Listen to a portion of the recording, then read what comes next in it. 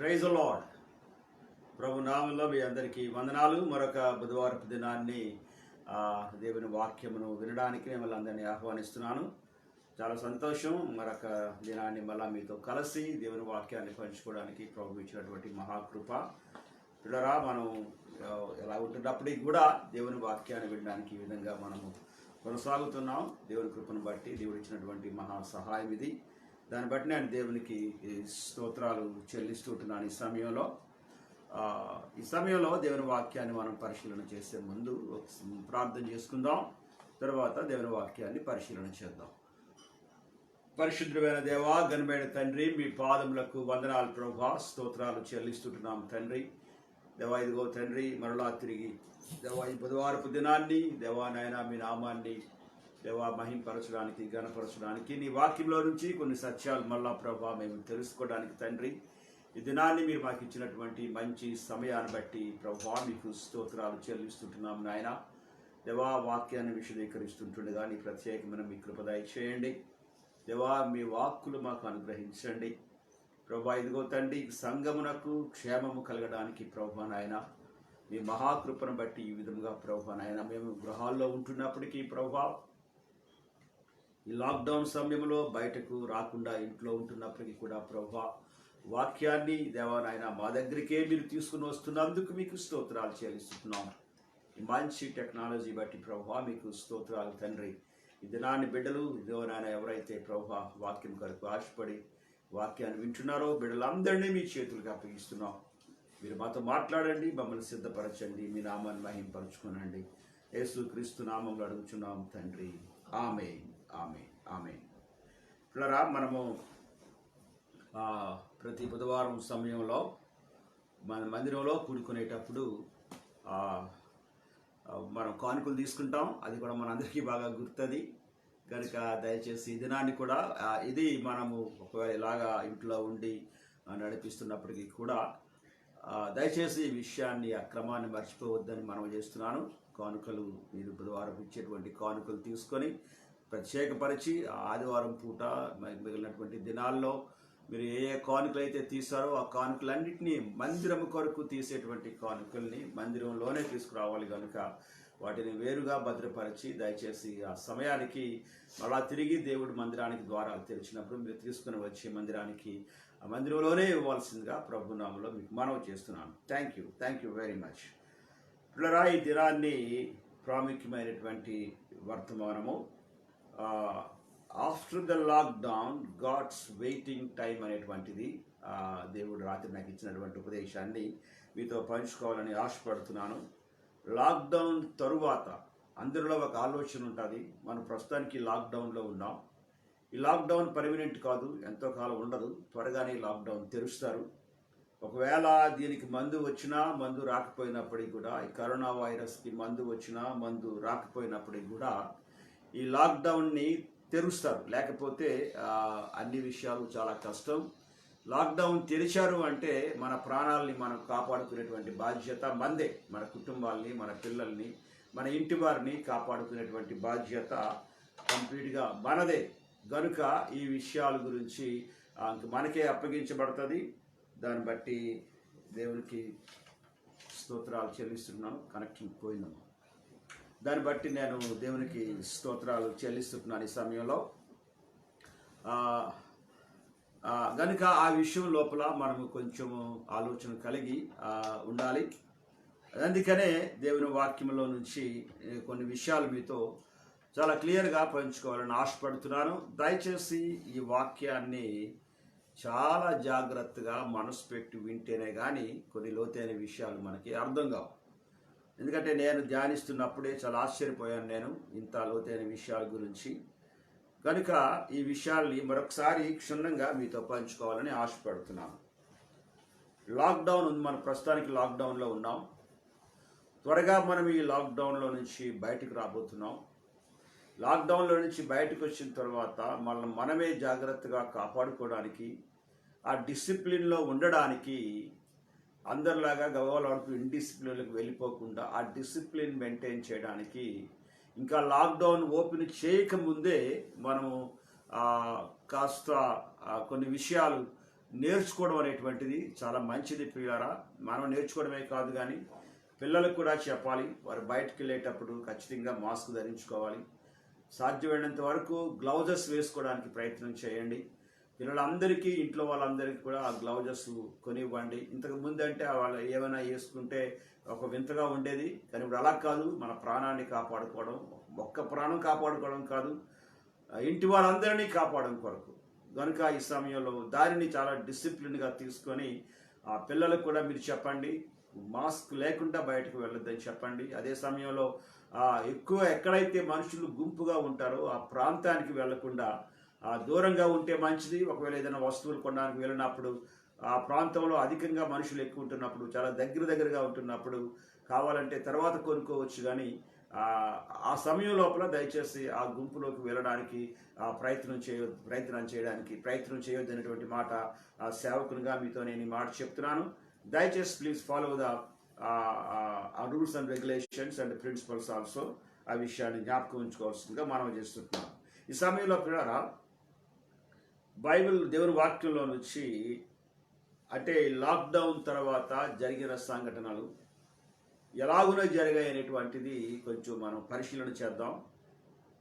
మొట్టమొదటిగా last time జ్ఞాపకం చేసుకున్న వాక్యాన్ని ఆదికాండము 8వ అధ్యాయంలోకి వెళ్దాం. చూడండి ఒకసారి. ఆదికాండము 8వ అధ్యాయము 1వ వచనంలోకి వెళ్దాం. లాక్డౌన్కి ముందుగా జరిగేటువంటి పని.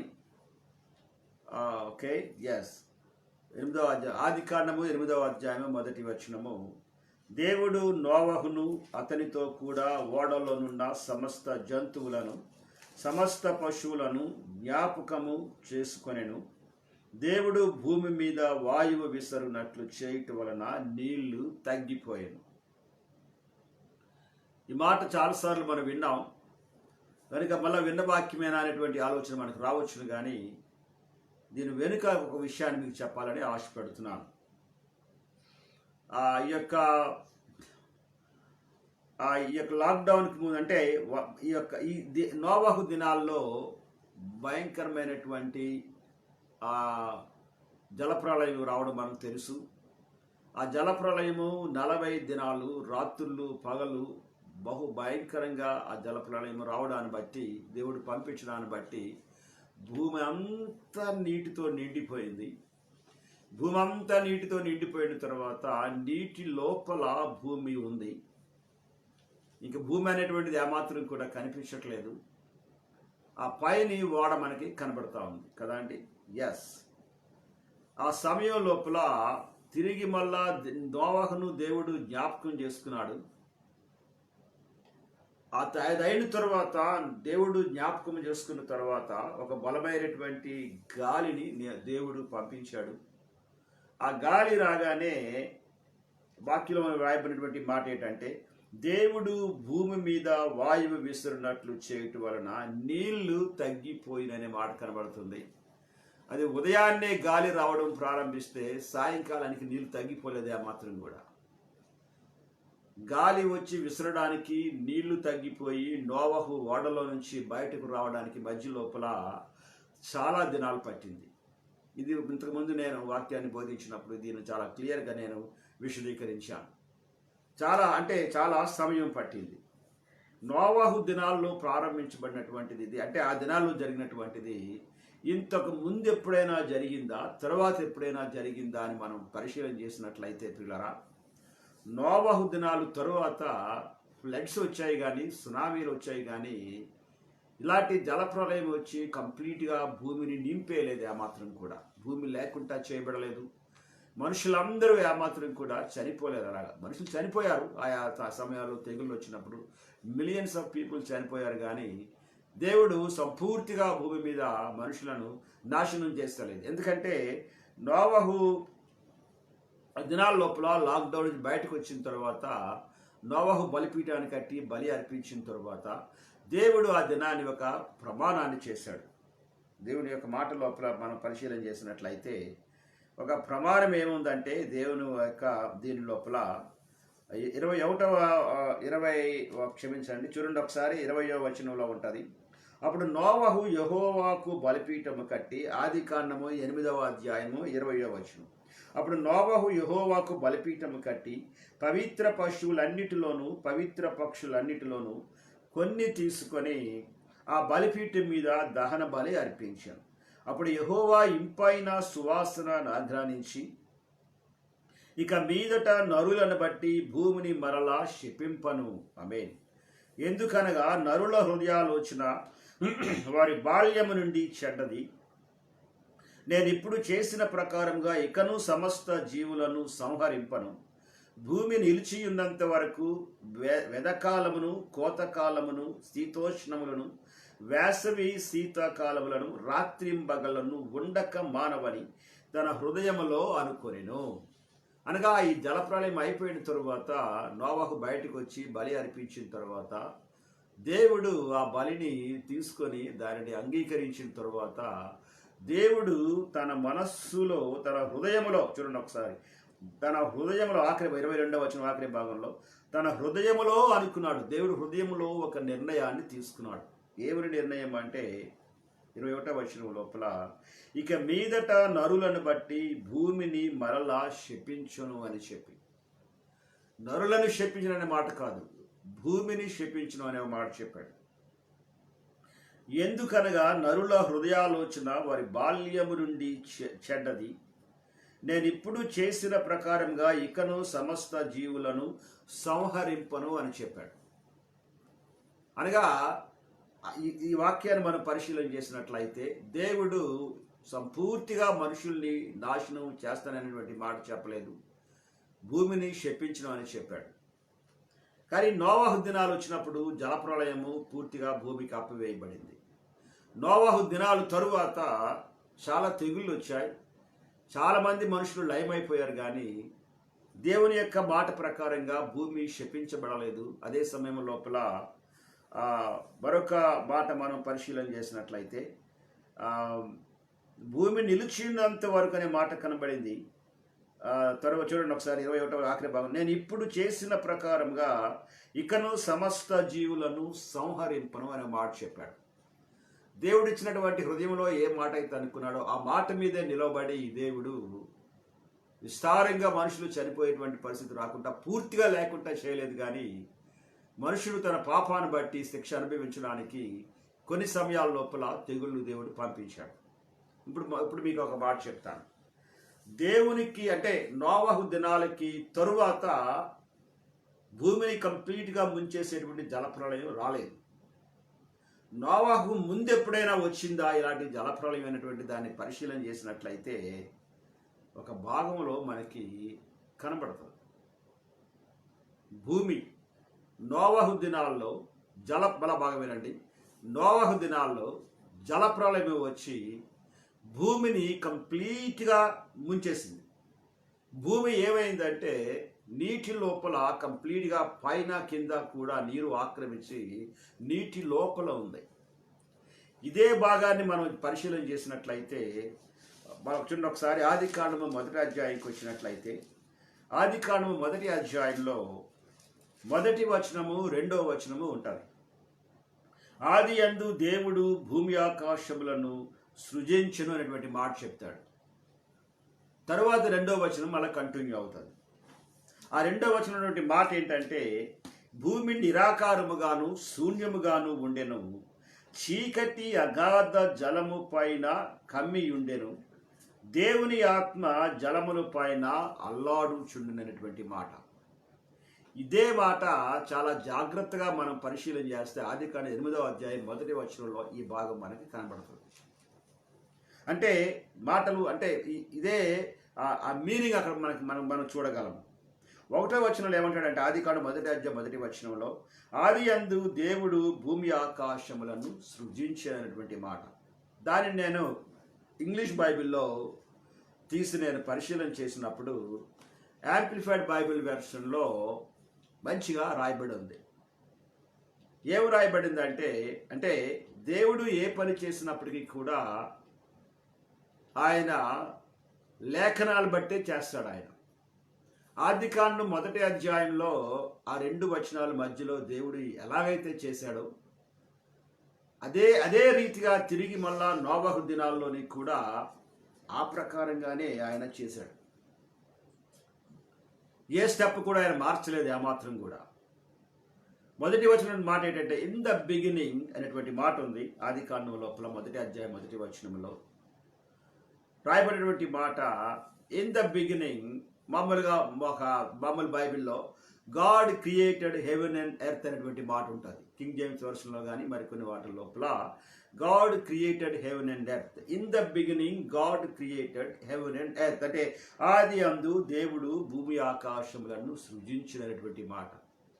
ఈ మాట యాంప్లిఫైడ్ బైబిల్లో ఎంత చక్కగా విశదీకరించారంటే భూమి యందు ఎలాగ క్రియేట్ చేశాడనేటువంటిది, how God created heaven and earth అనేటువంటి మాట మనం పరిశీలన చేస్తాం. అందులో ఏమంటాడంటే మొట్టమొదట in the beginning God prepared అంటాడు. గాడ్ ప్రిపేర్డ్ అనే మాటకు అర్థం ఏంటంటే సిద్ధపరిచాడు అనేటువంటి మాట. ప్రిపేర్డ్ అంటే సిద్ధపరిచాడు.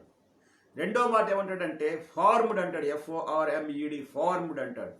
ఫార్మ్డ్ అనే మాటకు అర్థం ఏంటంటే రూపముగా ఏర్పాటు చేయబడుట, రూపీకరించబడుట, చేయబడ్డ లేకపోతే సృజించబడ్డ అంటే ఒక ఆకారమునకు తీసుకురావడం అనేటువంటిది ఫామ్ చేయబడింది అనమాట.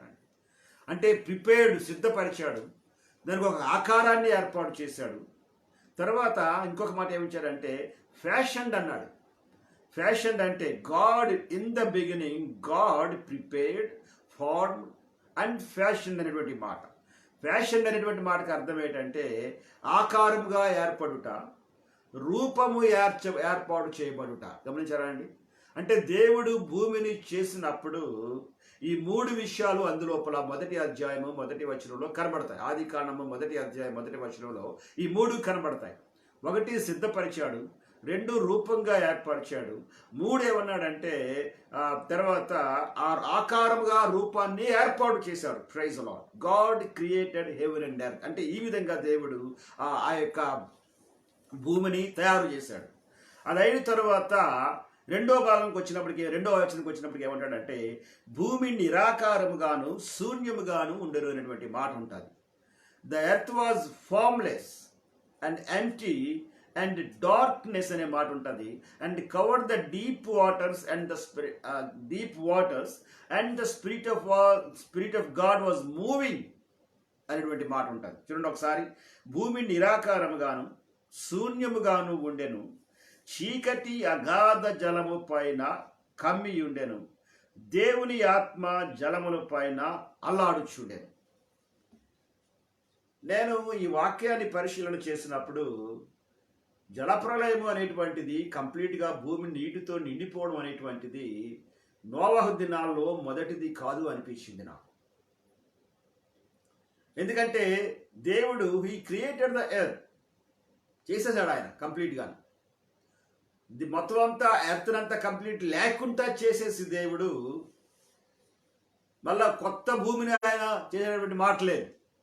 కనుక నోవహు దినాల్లో ఏ భూమి అయితే ఉందో దేవుడు మొదటి దినాల్లో చేసినటువంటి సేమ్ ఎర్త్ తిరిగి ఏమాత్రం ఉండదు, ఏమాత్రం కూడా. ఎందుకంటే అది సిద్ధపరిచేశాడు ఆయన, రూపంగా ఫామ్ చేశాడు ఆయన, రూపంగా ఏర్పాటు చేశాడు. తర్వాత ఒక ఆకారాన్ని దానికి ఏర్పాటు చేశాడు. కానీ రెండో మాట వచ్చినప్పటికీ భూమి నిరాకారముగాను శూన్యముగాను ఉండెను, చీకటి అగాధ జలము పైన కమ్మి ఉండెను. ఒకసారి చూడండి ఒకసారి. ఆది కాండం 8వ అధ్యాయానికి వద్దాం మనం. ఆది కాండం 8వ అధ్యాయం మొదటి వచనంలో దేవుడు నోవహును అతనితో కూడా ఓడలోనున్న సమస్త జంతువులను సమస్త పశువులను జ్ఞాపకము చేసుకొనెను. దేవుడు భూమి మీద వాయువు విసురునట్లు చేయటం వలన నీళ్లు తగ్గిపోయాను. తర్వాత చూడండి. అగాధ జలముల ఊటలను, రెండవ వచనం, అగాధ జలముల ఊటలను ఆకాశపు తూములను మూయబడినటువంటి మాట. అగాధ జలములు అనేటువంటి మాట. అదే ఆదికాండం మొదటి అధ్యాయానికి వచ్చినప్పుడు చూస్తే రెండవ వచనం లోపల భూమి నిరాకారముగాను శూన్యముగాను ఉండెను, చీకటి అగాధ జలము పైన కమ్మి ఉండెను. కనుక ఇందులో ఒకే ఒక చిన్న మార్పు ఏంటంటే ఒకటేంటంటే నోవహును దేవుడు కనికరించాడు. అప్పుడు నోవహు ఉన్నాడు కనుక, నోవహు నీతిమంతుడు కనుక తేలజేశాడు. అంటే ఆది కాండం మొదటి వచనానికి రెండో వచనానికి మధ్య లోపల చాలా సమయం మనకు కనబడతా ఉంది. ఈ సమయాన్ని వీ కెనాట్ కౌంట్ ఇట్. మనం దీని సమయాన్ని కొలవలేం. అది ఎన్ని సంవత్సరాలు ఉందో తెలీదు, మిలియన్ ఇయర్స్ పట్టిందో లేకపోతే ఎన్ని కోట్ల సంవత్సరాలు పట్టిందో మనకేమీ తెలియదు. కానీ ఒకటి మాత్రం ఏమి తెలుసు అంటే, మొదట దేవుడు చేసినటువంటి, సిద్ధపరిచినటువంటి, ఏర్పరిచినటువంటి, రూపించబడినటువంటి, తర్వాత ఒక రూపాన్ని ఏర్పాటు చేసినటువంటి భూమి ఏమైందంటే ఆకారము లేనిదానిగా అయిపోయింది. దానికి కారణం మనకు తెలుసు. ఎందుకంటే ప్రధాన దూత లూసిఫర్ చేసినటువంటి ఆ యొక్క అవిధేయతను బట్టి పైనుండి త్రోసివేయబడితే వాడు భూమి మీద పడ్డాడు. గనుక వాడి అవిధేయత ఏం జరిగిందంటే ఈ భూమికి నాశనాన్ని కలిగించినప్పుడు భూమి కంప్లీట్గా ఆ భూమి ఏమైందంటే అగాధ జలము లోపలికి దిగిపోయింది. అగాధ జలములతో కంప్లీట్గా భూమి అంతా పూర్తిగా కప్పివేయబడింది. ఆ తర్వాత దేవుడు మళ్ళా భూమిని జ్ఞాపకం చేసుకున్నప్పుడు మధ్యలో చాలా కాలం అయిపోయిన తర్వాత, we don't know the God's timings and God's mind also. అంతకాలం ఎందుకు పట్టింది, దేవుడు అంతకాలం ఎందుకు చేశాడు, అలాగనే ఎందుకు చేయాలి దేవుడు అనేటువంటి ఆలోచనలు సర్వసాధారణంగా మనకి వస్తూ ఉంటాయి. ఆ ఆలోచనలకు అవన్నీ కూడా వాటికి జవాబు లేనటువంటి ఆలోచనలు. ఎందుకంటే మనం కొంతవరకే ఆలోచించగలము, కానీ we cannot understand his timings. దేవుని యొక్క సమయాలను కానీ లేకపోతే దేవుని యొక్క ఉద్దేశాలు కానీ మనం ఏమాత్రం కూడా అర్థం చేసుకోలేము, ఏమాత్రం కూడా. కనుక దేవుడు ఆ సమయం లోపల తన సమయాన్ని ప్రకారముగా దేవుడు తిరిగి మళ్ళా భూమిని జ్ఞాపకం చేసుకున్న తర్వాత రెండో మాట, ఒక మాట చూడండి ఒకసారి. ఇక్కడ ఇంకో మాట కనబడుతుంది. అగాధ జలములు భూమిని కమ్మేశాయట, తరువాత దేవుని ఆత్మ జలముల పైన అల్లాడుచుండే. ఎక్కడైతే భూమి జలముల మీద పూర్తిగా కమ్మివేయబడిందో ఆ ప్రాంతాన్ని తిరిగి మళ్ళా దేవుడు జ్ఞాపకం చేసుకున్నట్టుగా మనం చూడగలం. అదే సమయాన్ని మనం ఇక్కడ పరిశీలన చేసినట్లయితే ఆదికాండం 8వ అధ్యాయము 1వ వచనాన్ని పరిశీలన చేస్తే క్లియర్గా వ్రాయబడింది. అగాధ జలములు, చూడండి ఒకసారి 2వ వచనంలో, అగాధ జలములు ఓటలను ఆకాశము తూములను మూయబడెను. ఎస్, గనుక అగాధ జలముల్లో ఉన్నటువంటి ఆ భూమిని దేవుడు జ్ఞాపకం చేసుకునే ముందు నోవహును జ్ఞాపకం చేసుకున్నాడు కదండి. నోవహును జ్ఞాపకం చేసుకోగానే చేసినటువంటి పని ఏంటంటే అగాధ జలముల మీదకి దేవుడు భూమి మీద వాయువు విసురున్నట్లు చేయటం వలన నీళ్లు తగ్గిపోయాయి. వాయువు అంటే మనకు తెలుసు గాలి అనేటువంటిది. ఈ గాలి గురించి మనం పరిశీలన చేసినట్లయితే బలమైనటువంటి గాలి అనేటువంటిది అపోస్తలుల కార్యం 2వ అధ్యాయంలో కనబడుతుంది. ఇదే బలమైనటువంటి గాలి జీవవాయువు అనేటువంటి మాట కనబడుతుంది యెహెజ్కేలు గ్రంథం 37వ అధ్యాయంలో కొన్ని వచనాల లోపల. ఎస్, దేవుని ఆత్మ నన్ను అంటే తర్వాత బలమైనటువంటి ఒక గాలి తీసుకుని వెళ్ళిపోవడం అనేటువంటిది మనకు కనబడతా ఉంటుంది దేవుని వాక్యం లోపల. గాలి పరిశుద్ధాత్మకు సాదృశ్యం. పాత నిబంధనలో ఈ విషయాన్ని జాగ్రత్తగా మనం పరిశీలన చేసినప్పుడు దేవునిలో 3వ భాగమైనటువంటి పరిశుద్ధాత్మ యొక్క పని ఆ భాగంలో మనకు కనబడతా ఉంది. ఎక్కడైతే దేవుని గాలి అనేటువంటి మాట ఎక్కడైతే కనిపిస్తుందో, ఏ ప్రాంతంలో అయితే ఆ మాట వస్తుందో ప్రియులారా, అక్కడ ఆ గాలి పరిశుద్ధాత్మకు సాదృశ్యం. ఆమేన్. కనుక ఈ యొక్క మొదటి అంటే పాత నిబంధన కాలం లోపల పరిశుద్ధాత్మ యొక్క పనిని మనము చూడగలము. In the beginning, praise the Lord, దేవుని పని. అదైన తర్వాత సామెతల గ్రంథంకి వచ్చినప్పటికీ సామెతల గ్రంథంలో ఒక దగ్గర ఒక మంచి మాట ఉంటుంది, చూడండి ఒకసారి. సామెతల గ్రంథము 8వ అధ్యాయము, సామెతల గ్రంథము 8వ అధ్యాయాన్ని మనం జాగ్రత్తగా మనం పరిశీలన చేసే లోపల 28వ వచనాన్ని చూడండి. 27వ వచనం కూడా చూసినట్లయితే, ఇంకా పైకి చూసినట్లయితే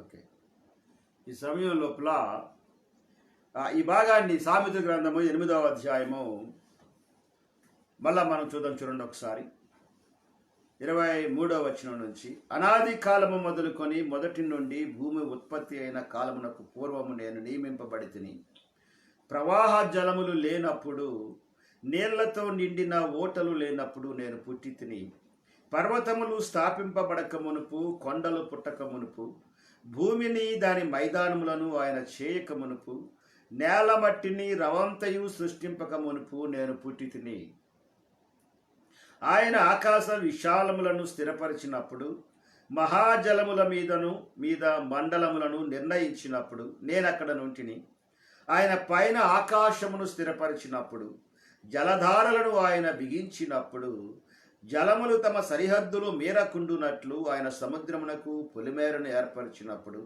భూమి యొక్క పునాదులు నిర్ణయించినప్పుడు, నేను ఆయన యొద్ద ప్రధాన శిల్పినై అనుదినము సంతోషించుచు నిత్యము ఆయన సన్నిధిని ఆనందించుచుంటుని, ఆయన కలుగజేసిన పరలోకమును బట్టి సంతోషించుచు నరులను చూచి ఆనందించుచుంటున్నటువంటి మాట.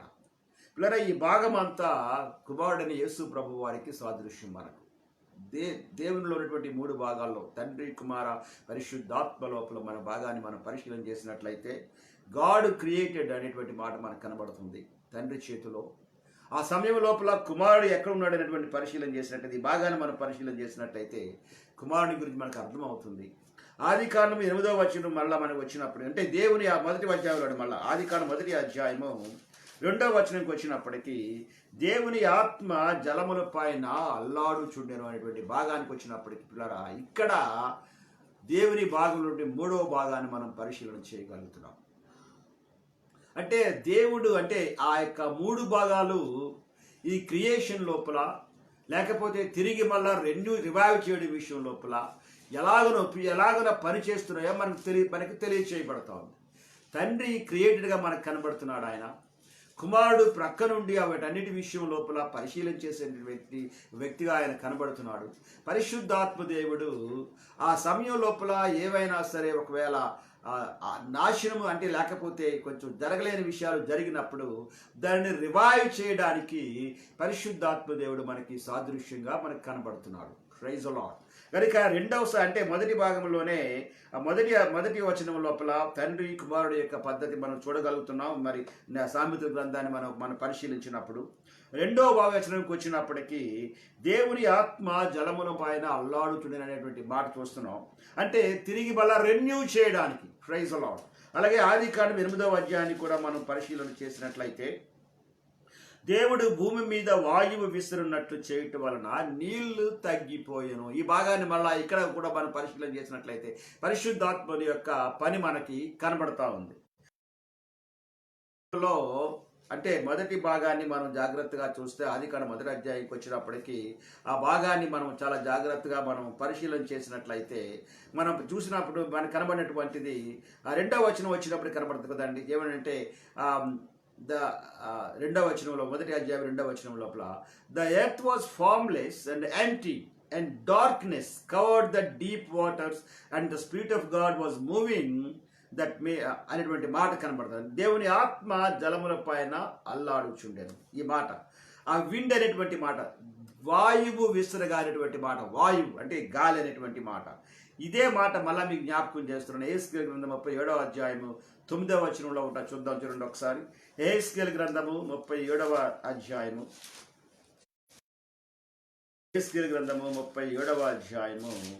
9వ వచనంలో ఈ మాట మనకు ఉంటుంది. 9వ వచనంలో, అప్పుడు ఆయన నరపుత్రుడా జీవాత్మ వచ్చినట్లు ప్రవచించి ఇట్లను, ప్రభువు యెహోవా సెలవిచ్చినదేమనగా, జీవాత్మ నలుదిక్కుల నుండి వీరు బ్రతుకున్నట్లు, మతులైన వీరు బ్రతుకున్నట్లు వారి మీద ఊపిరి విడువుము అనేటువంటి మాట మనకు కనబడతా ఉంటుంది. కనుక ఈ వాయువు అనేటువంటిది ఈ భాగంలో చూస్తున్నాం. అదే సమయం లోపల అపోస్తుల కార్యములు 2వ అధ్యాయము 1వ వచనానికి కూడా మనం జ్ఞాపకం చేసుకున్నట్లయితే అందులో ఏముంటుంది చూడండి ఒకసారి. పెంతెకొస్తు పండుగ దినము, 2వ అపోస్తుల కార్యములు 2వ అధ్యాయం 1వ వచనం. పెంతెకొస్తు పండుగ దినము వచ్చినప్పుడు అందరూ ఒక చోట కూడి ఉండరి. అప్పుడు వేగముగా వీచు బలమైన గాలి వంటి యొక్క ధ్వని ఆకాశము నుండి అకస్మాత్తుగా వారు కూడి ఉన్న ఇల్లంతయు నిండెను. మరియు అగ్ని జ్వాలల వంటి నాలుకలు విభాగింపబడినట్లుగా వారికి కనబడి వారిలో ఒక్కొక్కరి మీద వ్రాలగా అందరూ పరిశుద్ధాత్మతో నిండిన వారే. ఆ ఆత్మ వారికి వాక్శక్తి అనుగ్రహించిన కొలది అన్య భాషలతో మాట్లాడినటువంటి. అంటే ఇవన్నీ మనం పరిశీలన చేసినప్పుడు పిల్లరా, లాక్డౌన్తో అంటే మొదటి సమయంలో నోవాహుకు ముందుగానే భూమి ఒకసారి నీటితో నిండిపోయింది కంప్లీట్గా. ఆ యొక్క ఎవరది లూసిఫర్ యొక్క చేసినటువంటి పరిస్థితిని బట్టి తిరిగి మళ్ళా దేవుడు రెన్యూ చేశాడు. ఆయన ప్రైజ్ లార్డ్. రెన్యూ చేసిన తర్వాత తిరిగి మళ్ళా దాని మీద నుంచి మళ్ళీ న్యూ క్రియేషన్ అక్కడ నుంచి స్టార్ట్ అయింది. ద ఫస్ట్ క్రియేషన్ కొంతవరకు అంటే భూమిని తయారు చేయడానికి, సిద్ధపరచడానికి, రూపం ఏర్పాటు చేయడానికి అనేటువంటి మాట. ఈ మధ్యకాలంలో ఒక ఆయన అన్నాడు కదా, ఒక స్టోన్ దొరికిందట వాళ్ళకి, అది కొన్ని మిలియన్స్ ఆఫ్ ఇయర్స్ క్రిందం అనేటువంటి మాట చెప్పాడు. దానికి ఎక్కడ ఆధారం ఉంది అనేటువంటి మాట. మనం ఏమంటాం సర్వసాధారణంగా ఆది కాండం ఆదాము నుంచి నోవాహు వరకు 2000 సంవత్సరాలు, నోవాహు నుంచి యేసు ప్రభు వరకు 2000 సంవత్సరాలు, యేసు ఇప్పుడు 2000 సంవత్సరాలు అయిపోయింది. తర్వాత 7వ సంవత్సరం 1000 ఏళ్ల పరిపాలన. ఇవన్నీ మనం మామూలుగా లెక్కలు చెప్తూ ఉంటాం పిల్లరా. కానీ మిలియన్స్ ఆఫ్ ఇయర్స్ ఎక్కడ జరిగింది అనేటువంటి మాట చూస్తే ఆది కాండము 1వ అధ్యాయం 1వ వచనంలో ఆ భూమిని చేసినప్పుడు ఆయన దాన్ని సిద్ధపరిచాడు, రూపంగా ఏర్పాటు చేశాడు, నిరూపించాడు, రూపము చేయబడ్డాడు. దాన్ని ఎలా ఉంచాలో అలాగ దానిని ఆయన డిజైన్ చేశాడు. Praise Lord. కనుక మళ్ళా తిరిగి మళ్ళా ఆ తర్వాత ఆయన గాలిని పంపించిన తర్వాత ఆయన తిరిగి మళ్ళా రెన్యూ చేశాడు. అదే పద్ధతిని మళ్ళా ఆది కాండం 8వ అధ్యాయానికి వచ్చినప్పటికీ గాలి విసిరిన తరువాతట ఆ యొక్క వాయువు విసరగానే నీరు తగ్గిపోయి భూమి బయటకు వచ్చింది. ఆది కాండం 1వ అధ్యాయంలో కూడా వాక్యాలు పరిశీలన చేస్తే దేవుని ఆత్మ జలముల పైన అల్లాడుచుండెను. దేవుడు వెలుగు కమ్మని పలుకగా వెలుగు కలిగెను. వెలుగు మంచిదైనట్టు దేవుడు చూచెను. అదైన తర్వాత దేవుడు వెలుగును అంటే చీకటిని వేరుపరచెను. దేవుడు వెలుగునకు పగలనియు చీకటికి రాత్రినియు పేరు పెట్టినటువంటి మాట ఉంది కదండి. ఎస్, అనగా పగలను ఉదయమును కలుగగా ఒక దినమాయనటువంటి మాట.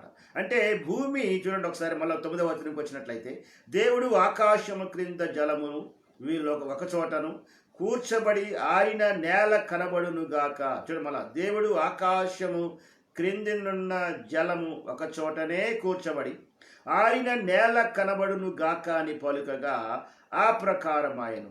దేవుడు ఆరిన నేలకు భూమి అని పేరు పెట్టెను అనేటువంటి మాట. మనము తర్వాత జలరాశికి ఆయన సముద్రములని పేరు పెట్టాను, అది మంచిదని దేవుడు రెన్యూయింగ్ కనబడుతుంది. మళ్ళా తిరిగి రెన్యూ చేశాడు అన్నమాట అని పిల్లరా. అంటే భూమి మొట్టమొదట భూమిని ఆకాశమును పుట్టించాడు ఆయన. అదంతా అయిపోయిన తర్వాత తిరిగి మళ్ళా రెన్యూ చేసేటప్పుడు ఆ జలములను వేరు చేసి చీకటిలో ఉన్నటువంటి భూమిని మళ్ళా బయటికి తీసి దాన్ని మళ్ళా క్లీన్ చేసి మళ్ళీ అదే పేరు ఆయన దానికి మళ్ళా పెట్టాడు. దేవునికి స్తోత్రం కలుగును గాక. దేవుడు రెన్యూ చేసినప్పుడు ఆ వస్తువు మారిపోదు కానీ పిల్లరా, దాని యొక్క పరిస్థితులు మారిపోతాయి.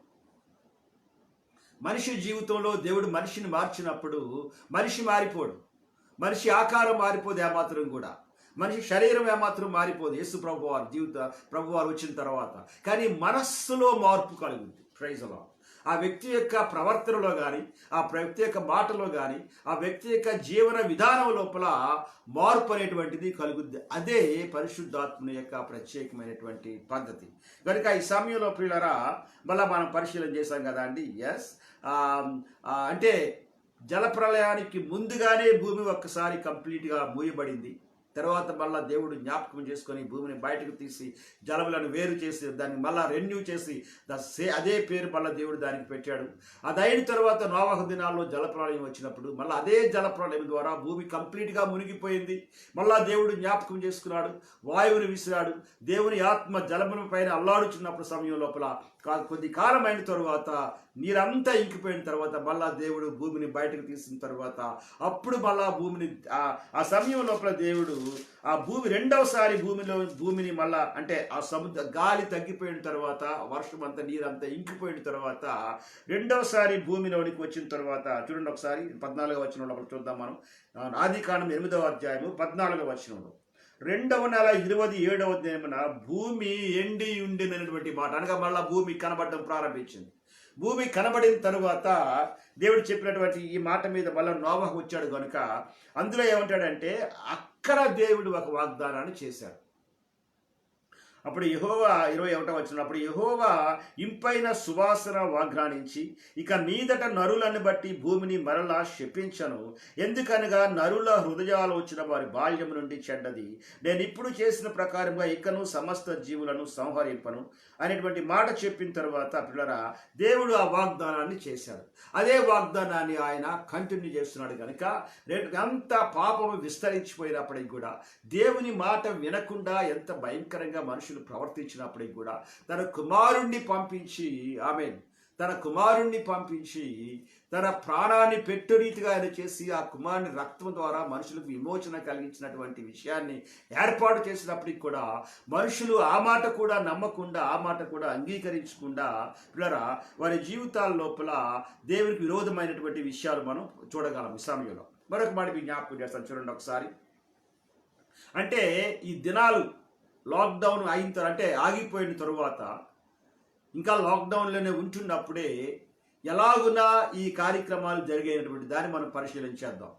చూడండి మళ్ళీ ఆదికాండం 8వ అధ్యాయానికి వస్తే 8వ వచనంలో మాట ఉంటుంది. ఆదికాండం 8వ అధ్యాయం 8వ వచనంలోకి వచ్చినట్లయితే, మరియు నీళ్లు నేల మీద నుండి తగ్గినవో లేదో చూచుటకు అతడు తన యొద్ద నుండి నల్ల పావురం ఒక దానిని పోవిడిచినటువంటి మాట. పావురం అనేటువంటి మాట, ఈ పావురము దేని గుర్తు అంటే మన అందరికీ తెలుసు. ఈ పావురము పరిశుద్ధాత్మకు గుర్తు. ఈ పావురము, praise the Lord. The dove stands for the holy spirit. తర్వాత ఇంకొక మాట ఏంటంటే present days the holy spirit has to reveal the condition of the earth అనేటువంటి మాట. అనగా ఈ పావురము బయటకు వెళ్ళి బయట వాతావరణం ఎలాగుందో పరిశీలన చేసి మళ్ళా లోపలికి మళ్ళా నోవాహు దగ్గరికి వచ్చి, నోవాహు దగ్గర రాగానే నోవాకి ఏమి అర్థమైందంటే పైన ఇంకా ఎక్కడ నీళ్లు తగ్గలేదు అనేటువంటి మాట అర్థమైంది. అనగా ఈ యొక్క పావురం ఏం చేసిందంటే పైన వాతావరణం ఎలాగుందో తెలియచేసింది. Praise the Lord. అది అయిన తర్వాత తిరిగి మళ్ళా ఆ సమయం లోపల మనం పరిశీలన చేస్తే రెండవసారి మళ్ళా ఓడ లోపలికి మళ్ళా దాన్ని పంపిస్తే చూడండి ఒకసారి 9వ వచనంలో, నీళ్లు ఆదికాండం 8వ అధ్యాయం 9వ వచనం, నీళ్లు భూమి అంతటి మీద నుండందున తన అరకాలు నిలుపుటకు దానికి స్థలము దొరకలేదు కనుక ఓడలో నుండి అతని యొద్దకు తిరిగి వచ్చాను. అప్పుడు అతడు చేయి చాపి దాన్ని పట్టుకొని ఓడలోనికి తీశాను. అతడు 7 దినములు తాలి మరలా నల్ల పావురంను ఓడలో నుండి వెలుపలికి విడిచాను. సాయంకాలమున అది అతని యొద్దకు వచ్చినప్పుడు త్రుంచబడిన ఒలీవ చెట్టు ఆకు దాని నోట నుండి నుండెను గనుక నీళ్లు భూమి మీద నుండి తగ్గిపోయినని నోవహునకు తెలిసెను. పిల్లరా ఈ యొక్క పావురం యొక్క పని ఏంటయా అంటే బయటకు వెళ్ళి బయట వాతావరణం ఎలాగుందో మళ్ళా వచ్చి యజమానుడికి తెలియజేసేటువంటి పని. రెండవసారి మళ్ళా వచ్చినప్పటికీ ఒక ఒలీవ కొమ్మ తీసుకొస్తే దాని అర్థం ఏంటంటే నీళ్లు తగ్గుతున్నాయి అనేటువంటి మాట తెలియజేసింది అనమాట అండి పావురం. పిల్లరా ఆఖరి దినాల్లో ఇది పరిశుద్ధాత్ముని కాలము అంటామా. ఆయన వచ్చిన తర్వాత బలమైనటువంటి గాలి వంటి శబ్దంతో వచ్చిన తర్వాత ఆయన సంఘాన్ని వర్కౌట్ చేశారు. ఆయన సంఘము స్థాపించబడింది. ఆ తర్వాత సంఘం యొక్క కావలసిన అన్నిటిలోని కూడా పరిశుద్ధాత్ముడు పనిచేయడం ప్రారంభించాడు. సంఘం లోపల ఎవరు ఎక్కడికి వెళ్ళాలి, ఎలా చేయాలనేటువంటిది కూడా పరిశుద్ధాత్మ ప్రభువే ఆ విషయాలన్నీ కూడా బయలుపరచడం ప్రారంభించాడు. మనుషులను పాపం గురించి నీతిని గురించి ఒప్పింపజేయడం అనేటువంటిది పరిశుద్ధాత్ముడు చేసేటువంటి పని. అది ఎవరైతే సంఘములోకి అంటే మారు మనసు పొందారో వాళ్ళందరినీ సంఘములోకి చేర్చడానికి, వాళ్ళందరితో ఉండడానికి పరిశుద్ధాత్ముని యొక్క పని అది. ఆయన మీతో ఉండును, మీలో ఉండినటువంటి మాట ప్రకారంగా ఆయన మనతో ఉండి మనలో ఉంటున్నటువంటి పరిస్థితి పరిశుద్ధాత్మ ప్రభు చేసేటువంటి పని ప్రియులారా ఆ విషయాన్ని గురించి. అందుకని ఇప్పుడు ఏమైందంటే ప్రస్తుతం ఉన్నటువంటి పరిస్థితి కంప్లీట్గా పరిశుద్ధాత్మ యొక్క ఆధీనంలో ఉన్నటువంటి సంఘం. ఎప్పుడైతే తిరిగి మళ్ళా దేవుని యొక్క రాకడ సమయం లోపల మనుషులు ఎప్పుడైతే తిరుగుబాటు చేసి దేవుని మాట వినకుండా ఉంటారో దేవుడు మళ్ళా తిరిగి జలప్రళయం పంపించడు. మొదటిసారి జలప్రళయం వచ్చి భూమిని ముంచేసింది. తర్వాత మళ్ళీ దేవుడు జ్ఞాపకం చేసుకొని ఆ నీరుని అంతా వేరు చేసి దానికి మళ్ళీ అదే పేరు పెట్టి రెన్యూ చేశాడు. తిరిగి మళ్ళీ మనుషుల్ని క్రియేట్ చేశాడు. తిరిగి మళ్ళీ ఆయన ఉద్దేశం అంతా ఆయన తిరిగి మళ్ళీ నెరవేర్చడం ప్రారంభించాడు. నోవాహు సమయం వచ్చినప్పటికీ మరలా పాపం చేయడాన్ని బట్టి తిరిగి మళ్ళా జలప్రయాణాన్ని పంపించి భూమి అంతటినీ కూడా కంప్లీట్గా మనుషులందరినీ నాశనం చేశాడు. కానీ ఆ భూమిని మళ్ళా జ్ఞాపకం చేసుకున్నాడు. మళ్ళా తిరిగి ఆ భూమిని బయటకు తీశాడు. పిల్లరా, నోవాహు ఉండడాన్ని బట్టి నోవాహు వాగ్దానం చేశాడు. ఆ సమయం లోపల నోవాహును బట్టి దాని అంతటిని బట్టి ఒక వాగ్దానంకి వచ్చి ఇక నేను ఎన్నటికీ జలప్రలయాన్ని పంపించను అని చెప్పాడు. జలప్రలయాన్ని పంపించలేదు, కానీ జలప్రలయాన్ని పంపించడానికి వాగ్దానం చేసినప్పుడు ఒక మాట ఏం పలికాడని చూడండి ఒకసారి. ఆదికాండం 8వ అధ్యాయము 21వ వచనంలో చూడండి ఒకసారి ఒక మాట ఉంటుంది. ఇక మీదట చూడండి, అప్పుడు యెహోవా ఇంపైన సువాసన వాగ్దానించి, ఆదికాండం 8వ అధ్యాయం 21వ వచనం వాగ్దానించి, ఇక మీదట నరులను బట్టి భూమిని మరలా శపించును అని చెప్పాడు. ఎందుకనగా నరుల హృదయాలోచన వారి బాల్యము నుండి చెడ్డది అనేటువంటి మాట చూసారా అండి. నరుల హృదయాలోచన బాల్యము నుండి చెడ్డది, సంహరించమైనటువంటి మాట చెప్పాడు. కానీ ఖచ్చితంగా దేవుడు ఒక మాట ఏముందంటే, పాపము వలన వచ్చు జీతము మరణము అనేటువంటి మాట రాయబడింది. గనుక మనుషుని యొక్క మరణము మనుషుని చేతిలో ఉంది. చాలా సమయాల్లో మనం ఏమనుకుంటామంటే దేవుని సమయం అంటే కొన్ని ఆలోచనలు మనకు అలా వస్తాయి. కానీ అంటే మామూలుగా దేవుని అంగీకరించలేని వారి యొక్క జీవితాలు మనం పరిశీలన చేసినప్పుడు మనుషుని యొక్క పాపము, మనుషుని యొక్క మరణము మనుషుని చేతిలో ఉంది. ఆమె బైబిల్లో రాయబడిన ప్రకారంగా పాపము వలన వచ్చు జీతము మరణము అనేటువంటిది. సరే, ఈ సమయం లోపల దేవుడు మళ్ళా పరిశుద్ధాత్మను పంపించి పరిశుద్ధాత్మ ద్వారా దేవుడిచ్చిన వాగ్దానాన్ని నెరవేర్చి సంఘాన్ని మళ్ళా తయారు చేసిన తర్వాత మనుషుల జీవితంలో మార్పు రావడానికి ఎవరైతే కుమారుడైన యేసు ప్రభు వారు రక్తాన్ని చిందించి సిలువ వేయబడి మరణించిన తరువాత ఆ రక్తంలో రక్షణ అనేటువంటి దానిని మనుషులకు తెలియచేయడానికి పరిశుద్ధాత్మ దేవుడిని ఆయన ఏర్పాటు చేశాడు. ఆయన ఇవన్నీ తయారు చేస్తున్నాడు. ఇప్పుడు మళ్ళా తిరిగి ఆయన రావడానికి ఆమేన్ భూమి మీద నుండి ఒక సంకేతం ఖచ్చితంగా బయటకు వెళ్ళాలి. ఎవరు సంకేతం ఇవ్వాలి? ఆయన నువ్వు రావచ్చు బాబు అనేటువంటి మాట ఎవరు చెప్పాలి? పరిశుద్ధాత్మ దేవుడు దానిని రివీల్ చేయాలి. గనుక ఒక ప్రాముఖ్యమైనటువంటి విషయం ఏంటంటే, పరిశుద్ధాత్మ దేవుడు అంటే this the time of God's waiting time. ఇది దేవుడు కనిపెట్టేటువంటి సమయం. నోవహు ఎప్పుడైతే ఓడలో నుంచి పావురాన్ని బయటికి వదిలాడో తిరిగి మళ్ళా పావురం వచ్చే వరకు నోవహు కనిపెట్టాడు. ఇమీడియట్గా మళ్ళా రెండో పౌరాన్ని మూడో పౌరాన్ని కానీ లేకపోతే మరొక పక్షిని కానీ నోవహు పంపలేదు, వెయిట్ చేశాడు. వచ్చిన తర్వాత మరలా ఏ సూచన కనబడకపోతే రెండవసారి మరలా పావురాన్ని పంపించాడు. ఆ పావురము తిరిగి వచ్చే వరకు నోవహు కనిపెట్టాడు. ఎందుకంటే పావురం ఏం చేయాలంటే ఆ యొక్క జవాబు తీసుకొని రావాలి. ఆ భూమి మీద దేవుడు పరిశుద్ధాత్మకు పని అంటే పరిశుద్ధాత్మ యొక్క పని ఇది. ఇప్పుడు మళ్ళా ప్రభువు తిరిగి రావడానికి పరిశుద్ధాత్మ ఇక్కడ నుంచి సంకేతాలు ఖచ్చితంగా ఏర్పాటు చేయాలి. మనకి ఆ సమయం తెలియదు, మనకి ఫలానా సమయం అని తెలియదు మనకి ఏమాత్రం కూడా. మనం దాన్ని ఏమాత్రం కూడా మనం అంటే పరిశుద్ధాత్మనికి తెలుసు ఇక్కడ ఉన్నటువంటి పరిస్థితులు ఏంటి అనేటువంటివి. కనుక ఆయన పని ఏంటంటే ఇక్కడి నుంచి ఆయన సంకేతాలు ఖచ్చితంగా ఆ పైకి దేవుడు పంపించాలి. కనుక ఈ సమయంలో ఒకవేళ పై నుండి ప్రభు అడిగినట్లయితే ప్రియులారా, నేను అనుకుంటాను కదా, పరిశుద్ధాత్ముడు ఒక మంచి ఆ యొక్క మాట చెప్తున్నాడు. ఆయన వాక్యంలో రాయబడింది ప్రియులారా, యజమానుడు వచ్చే సమయం లోపల ఆయనకు కావలసినటువంటిది ఏంటంటే ఆయన ఎలాంటి ఫలము కావాలని కోరుకున్నాడో, పరిశుద్ధాత్మను పంపిన తర్వాత సంఘమునకు ఎలాంటి ఫలము కావాలని కోరుకున్నాడో. క్రైస్తలో పిల్లరా, పరిశుద్ధాత్మను పంపిస్తే దేవుడు సంఘం ఏర్పాటు చేయబడిన తరువాత దేవుని వాక్యంలో ఏమి రాయబడిందంటే సంఘమునకు క్షేమాభివృద్ధి కలగడానికి 5 రకాలైనటువంటి వరాల్ని దేవుడు ఇచ్చాడట. 5 రకాలైనటువంటి రీతులుగా మనుషుల్ని బైబిల్ సమయం లోపల అపోస్తుల ఎఫెసీయులకు రాసిన పత్రికలో పౌలకు మాట అంటారు. చూడండి ఒకసారి, ఎఫెసీయులకు రాసిన పత్రిక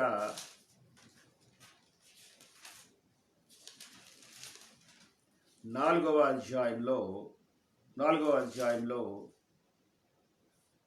13వ వచనంలో ఏముంటుందంటే, పరిశుద్ధులు సంపూర్ణులగునట్లు క్రీస్తు శరీరము క్షేమాభివృద్ధి చెందుటకును, వారు పరిశుద్ధులు సంపూర్ణులగడానికి అవడానికి, క్రీస్తు శరీరము క్షేమాభివృద్ధి చెందడానికి, పరిచర్య ధర్మము జరుగుటకు ఆయన కొందరిని అపోస్తులుగాను, కొందరిని ప్రవక్తలుగాను, కొందరిని సువార్తికులుగాను, కొందరిని కాపరులుగాను, ఉపదేశకులుగాను నియమించాడు. దేనికయ్యా అంటే సంఘము క్షేమాభివృద్ధి పొందడానికి. పరిశుద్ధాత్ముడు సంఘములో ఉంటాడు. సంఘానికి క్షేమాభివృద్ధి కలిగించడానికి 5 రకాలైనటువంటి కృపావరాలు ఇచ్చాడు. ఇవన్నీ క్షేమాభివృద్ధి పొందిన తరువాత ఈయన ఇక్కడి నుంచి చర్చ్ ఈజ్ రెడీ అనేటువంటి ఒక సంకేతాన్ని ఆయన పంపించారు.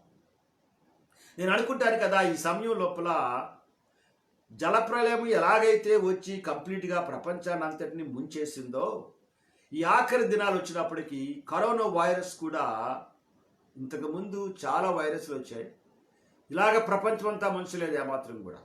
బట్ ఇది అలా కాదు, మొత్తం హోల్ వరల్డ్ నిండిపోయింది కంప్లీట్గా అనమాట. ఇప్పుడు ప్రపంచం అంతా ఏమైందంటే లాక్డౌన్లోకి వెళ్ళిపోయింది. ప్రపంచం అంతా అన్ని దేశాలు తలకాయలు పట్టుకుంటున్నాయి. ఏం చేయాలో అర్థం కానటువంటి పరిస్థితి అనమాట. అంటున్నారా, అస్సలు మామూలుగా కాదు ఏమాత్రం కూడా. కనుక ఇదన్నిటిని పరిశీలన చేసినప్పుడు జలప్రలయం అనేటువంటిది కాకుండా ఈ కరోనా అనేటువంటి ద్వారా దేవుడు మళ్ళా తిరిగి ఆ యొక్క ప్రపంచాల మీద, దేశాల మీదకి వారు చేసిన అవిధేయతను బట్టి, పాపమును బట్టి, తిరుగుబాటును బట్టి ఈ శిక్ష వారి మీదకి వచ్చింది. అందుకనే ఈ తక్కువ కాలంలో లక్షల కొలది మనుషులు చనిపోవడం, చాలామంది ఆ చావుకి బతుకి మధ్య లోపల కొట్లాడుతూ ఉండడం, అది అయిన తర్వాత ఇది వచ్చినటువంటి వారు తర్వాత వారు సంపూర్తిగా విడుదల పొందుతారనేటువంటి గ్యారంటీ కూడా లేకపోవడము, ఇవన్నీ మనం పరిశీలన చేస్తున్నాం. ఈ సమయంలో నేను అనుకుంటాను కదా, ఒక మాట జ్ఞాపకం వచ్చింది. చూడండి ఒకసారి, లూకాసు వార్త 13వ అధ్యాయం, లూకాసు వార్త 13వ అధ్యాయంలో ఒక మాట ఉంటుంది. లూకాసు వార్త 13వ అధ్యాయము 5వ వచనాన్ని మనం పరిశీలన చేసినట్లయితే చూడండి ఒకసారి, మీరు మారు మనస్సు పొందని ఎడల మీరందరూ అలాగునే నశింతురు. ఈ కరోనా వైరస్ కాలంలో వచ్చినప్పటికీ ప్రాముఖ్యమైనటువంటిది, మీరు బాప్తిస్మము పొందని ఎడల అంటలేదు ఇక్కడ వాక్యంలో ఏమాత్రం కూడా. వాక్యంలో క్లియర్గా ఎంత చక్కగా రాశాడంటే ప్రభు చెప్తున్నారంటే, మీ యేసయ్య మాటలేవి, మీరు మారు మనస్సు పొందని ఎడల మీరందరూ అలాగంటే, మారు మనస్సు అంటే మనస్సు లోపల మార్పు రాని ఎడల. నీటిలో మునిగేస్తే మార్పు రాదు ఏమాత్రం కూడా. మార్పు రావడానికి యేసుక్రీస్తు రక్తములో పాపాలు కడగబడాలి. యేసుక్రీస్తు రక్తములో పాపాలు కడగబడడానికి, దేవా నేను పాపిని ప్రభువా అని యేసు ప్రభు పాదాల దగ్గర పశ్చాత్తాపడాలి. అలాగే ఎప్పుడైతే పశ్చాత్తాపడ్డాడో ఆ వ్యక్తి ఏమవుతాడంటే, అంటే పశ్చాత్తాపడుతున్నాడంటే అర్థం ఏంటంటే, నీతిని గురించి, పాపముని గురించి పరిశుద్ధాత్ముని చేత ఒప్పించబడుతున్నాడు. ఎప్పుడైతే అలా ఒప్పించబడ్డాడో ఆ వ్యక్తి ఏమవుతాడంటే యేసు రక్తములో కడగబడతాడు, మారు మనస్సు పొందుతాడు. అందుకని ఆ వ్యక్తి లోపల పాతకాలపు దౌర్భాగ్య స్థితి ఏమాత్రం కూడా కనబడదు ఏమాత్రం కూడా. ఒకవేళ కనబడింది అంటే అర్థం ఏంటంటే, తిరిగి కొన్ని సమయాల్లో రెన్యూ చేయబడతాడు ఖచ్చితంగా.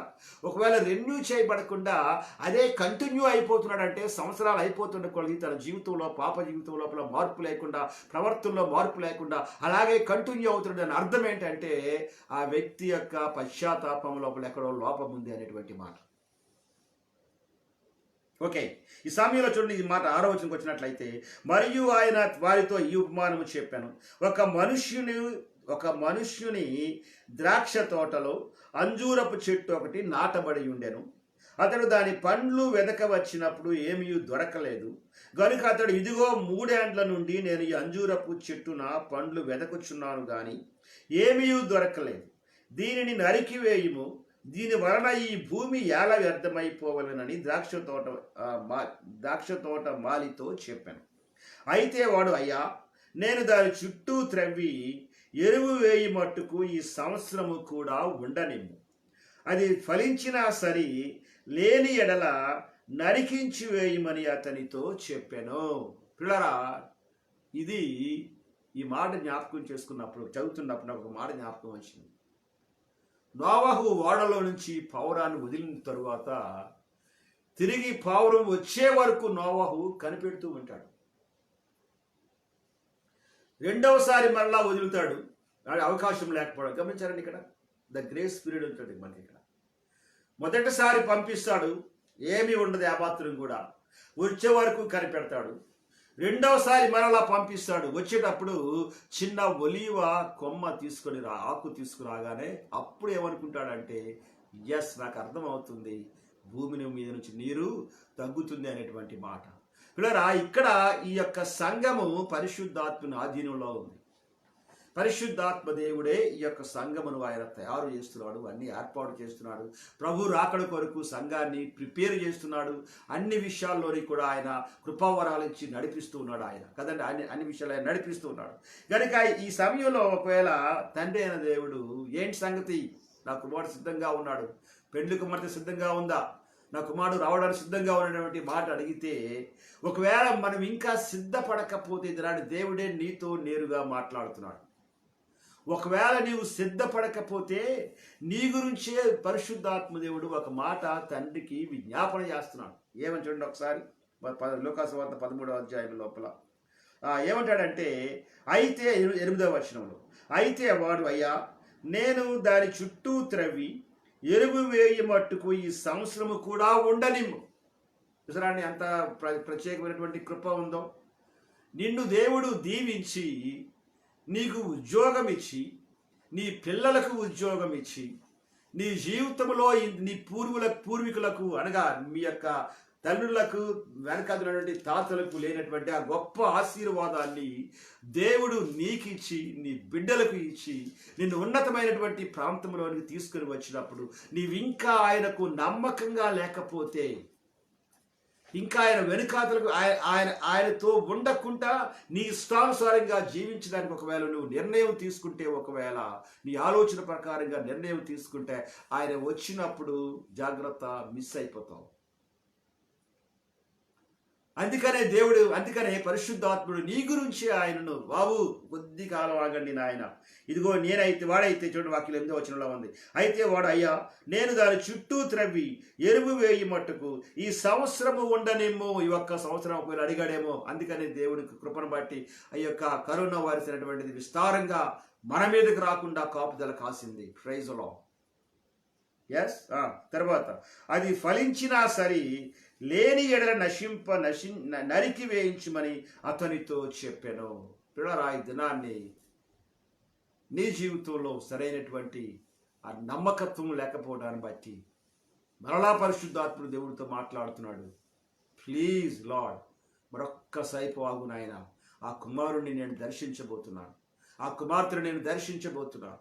ఏమైతే కోల్పోయిందో తిరిగి దాన్ని మళ్ళా ఇచ్చి మళ్ళా రెన్యూ చేస్తాను. ఎందుకంటే పరిశుద్ధాత్ముని పని ఏంటయ్యా అంటే, పాడైపోయిన దానిని, ఆకారము లేని దానిని తిరిగి మళ్ళా ఒక పద్ధతిలోకి తీసుకొని వచ్చేటువంటి, మళ్ళా నిరాకారమైపోయిన దానిని, శూన్యమైపోయిన దానిని ఒక ఆకారానికి తీసుకొని వచ్చేటువంటి పని పరిశుద్ధాత్మునికి అప్పగించబడింది.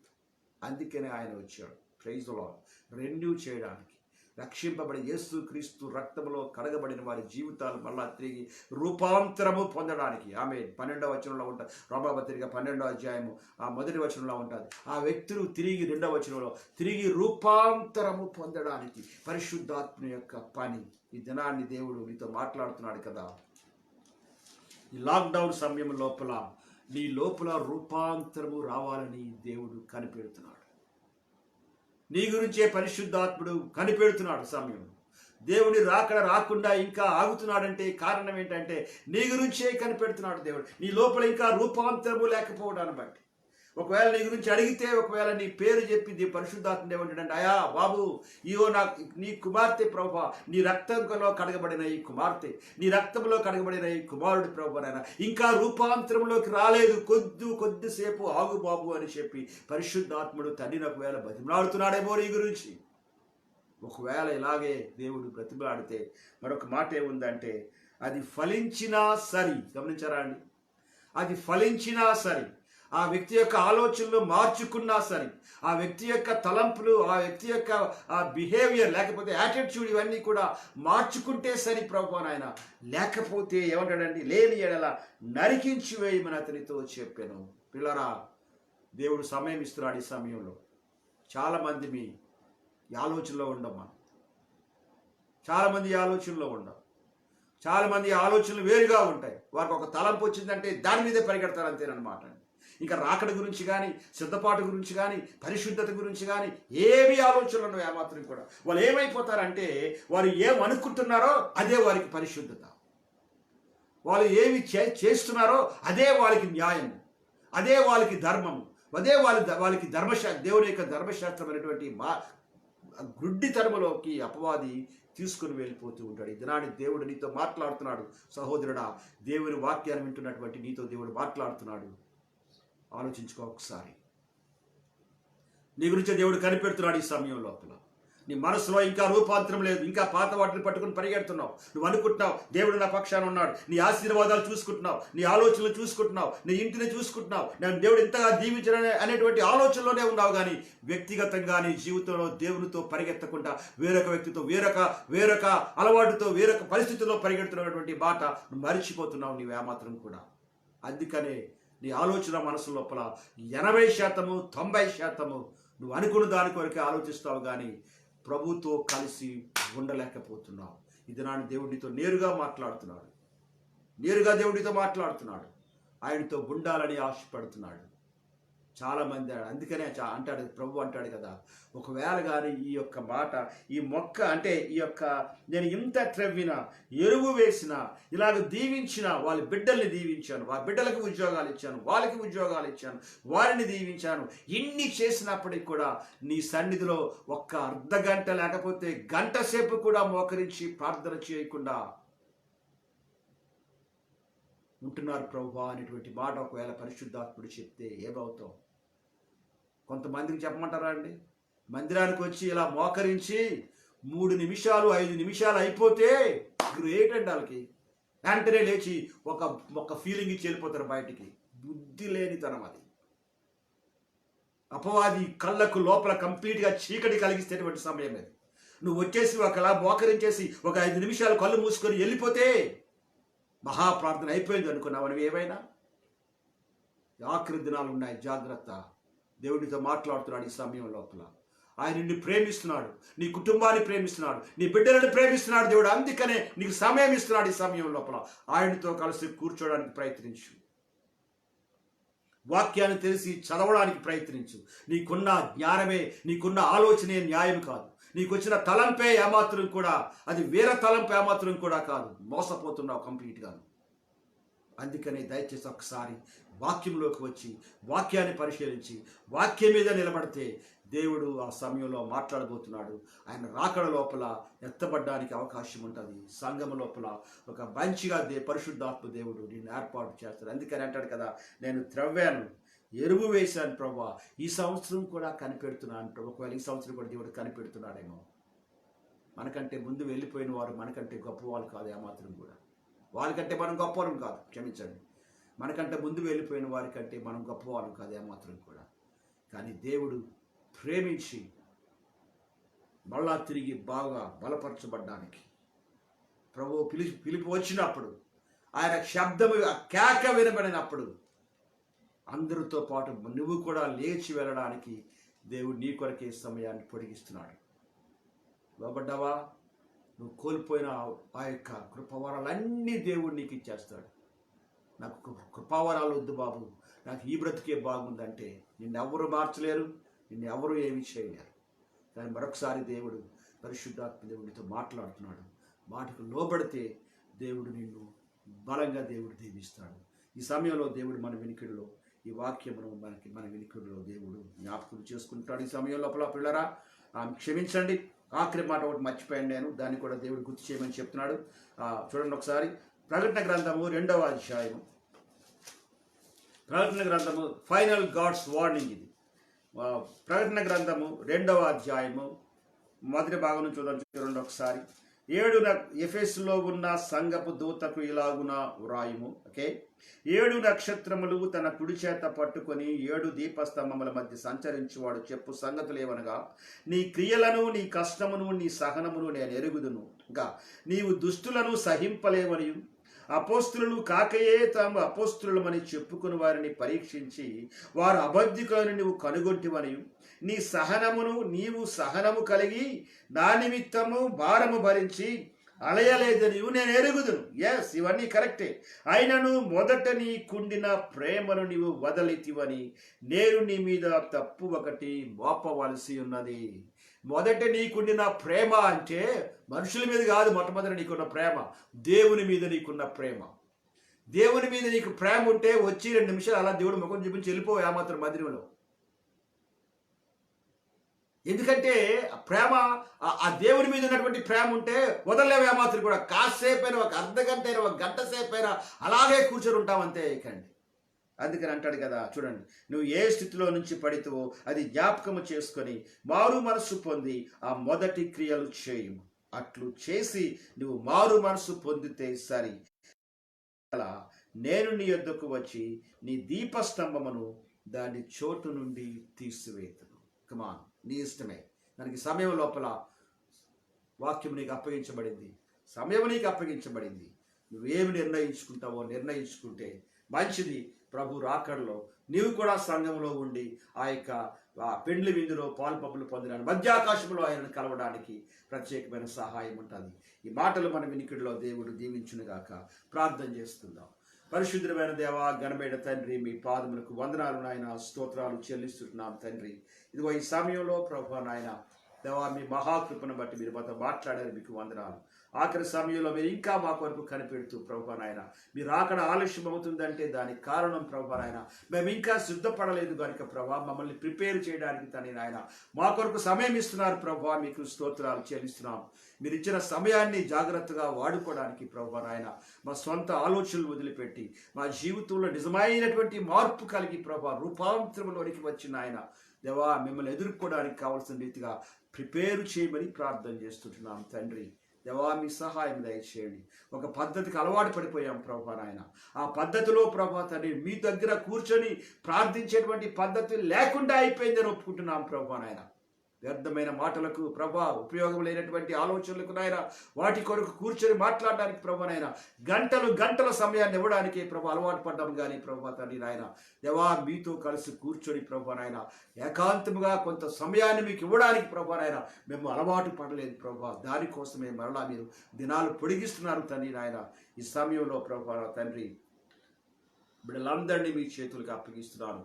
మీతో కలిసి కూర్చోడానికి, మీ వైపు చూడడానికి ప్రభా తండ్రి నాయన, ఏదైతే తనకు నష్టము కలిగిస్తుందో దాన్ని సంపూర్తిగా వదిలిపెట్టడానికి ప్రభా నాయన మీ కృప దయచేయవలసిందిగా మనవి చేస్తుంటున్నాను. మీరే డీల్ చేయండి ప్రభా. యూఆర్ ఏ గుడ్ డీలర్ ప్రభా తండ్రి నాయన. ఎవరితో ఎలాగ డీల్ చేయాలో మీరు డీల్ చేస్తారు బాబు తండ్రి. ఈ సమయంలో మా అందరితోనే మమ్మల్ని డీల్ చేసి ప్రభా నాయన, మమ్మల్ని రెన్యూ చేసి ప్రభా తండ్రి నాయన, మమ్మల్ని అందరినీ పరిచి ఏ ఒక్కరిని వదిలిపెట్టుకుంటా ప్రభా నాయన, మా అందరిలో మరొకసారి నూతనమైన శక్తిని ప్రభా అనుగ్రహించి తండ్రి. వెలుగు కలుగును గాక అని మీరు పలికి ప్రభా తండ్రి నాయన మాలో నుంచి ఆ చీకటిని ప్రభా, చీకటిలో నుండి ప్రభా నాయన మమ్మల్ని వేరు చేయమని మీ చేతులకు అప్పగిస్తున్నాం. మీరు మహిమ పొందండి, దీవించండి. యేసుక్రీస్తు నామములో అడుగుచున్నాం తండ్రి, ఆమేన్. తండ్రి అన్న దేవుని యొక్క ప్రేమ, కుమారుని యేసు ప్రభు వారి యొక్క కృప, పరిశుద్ధాత్మ యొక్క అన్యోన్య సహవాసము ఇప్పుడును ఎల్లప్పుడును మన అందరికును తోడై ఉండి నడిపించును గాక. ఆమేన్, ఆమేన్, ఆమేన్. థ్యాంక్ యూ వెరీ మచ్ పిల్లరా. ప్రభు నామములో మీ మరొకసారి మీ అందరికీ వందనాలు.